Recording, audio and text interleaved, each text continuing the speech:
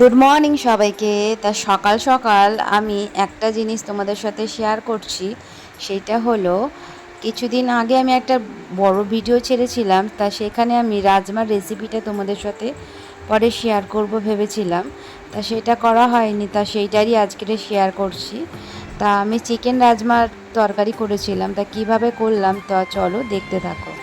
তা প্রথমে আমি সব রকমের যে মশলা, মানে গরম মশলা, সাদা জিরে আর দিয়েছিলাম শুকনো লঙ্কা ফোড়নে দিয়ে, তারপরে পেঁয়াজ দিয়ে ভালো করে ভেজে নিচ্ছি। এদিকে মশলা তৈরি করে নিচ্ছি, আদা রসুন কাঁচা লঙ্কা পেস্ট, আর মধ্যে সব কিছু মশলা, ধনে গুঁড়ো, হলুদ গুঁড়ো, লঙ্কার গুঁড়ো আর জিরে গুঁড়ো দিয়ে, আর নুনও দিয়েছি পরিমাণ মতো, আর হলুদও দিয়েছি, আর দিয়েছি একটু চিনি।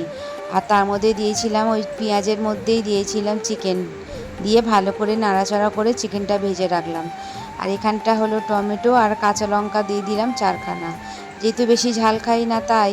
আর এখানেও আমি গুঁড়ো লঙ্কা দিয়েছিলাম। তা মশলাটা দিয়ে এবারে চিকেনটা যেহেতু ভাজা ভাজা হয়ে গেছে, এবার চিকেনটা দিয়ে একটু কষিয়ে নেব। আর একটা গোটা বড় টমেটো দিয়েছিলাম।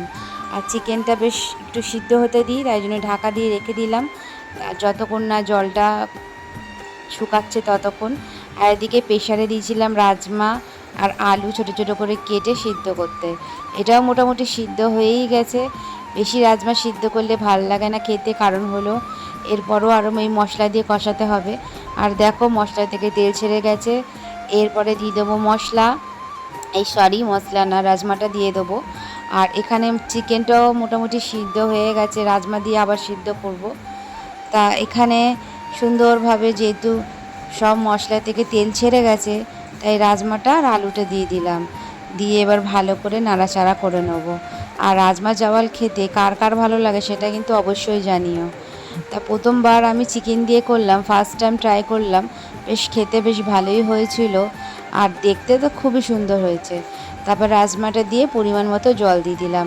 জলটা কেন দিলাম, কারণ রাজমাটা আমি যেহেতু বললাম সিদ্ধ হতে আর একটু বাকি, তাই। আর হলো গরম মশলা দিয়ে দিলাম। যেহেতু গরম মশলা এখন বর্ষায় কাল, বুঝতেই পারছো, কোনো জিনিস রেখে দেওয়া যায় না, সব কিছুই যেন কীরকম একটা ডেলা ডেলা পেকে যায়। আর মশলা নিয়ে এসে এখন দেখবে মশলা বলো নুন বলো সব কিছুতেই একটা জল কেটে যায়। তারপরে দিয়ে দিলাম ভাজা মশলা, যেটা ছিল ধনে আর জিরে ভাজা করে আমি রেখে দিয়েছিলাম গুঁড়ো করে। তারপর রাজমাটাও দেখলাম জলটা টেনে গেছে আর সিদ্ধ হয়ে গেছে, আলুটাও বেশ সিদ্ধ হয়ে গেছে। তা নামিয়ে নিলাম। ভিডিওটা কেমন লাগলো সেটা কিন্তু জানিও। আর ভালো লাগলে একটা ছোট্ট করে কমেন্ট করে যেও। আর টেস্টটি কিন্তু দারুণ হয়েছিল। আমি টিফিন নিয়ে এবারে চললাম।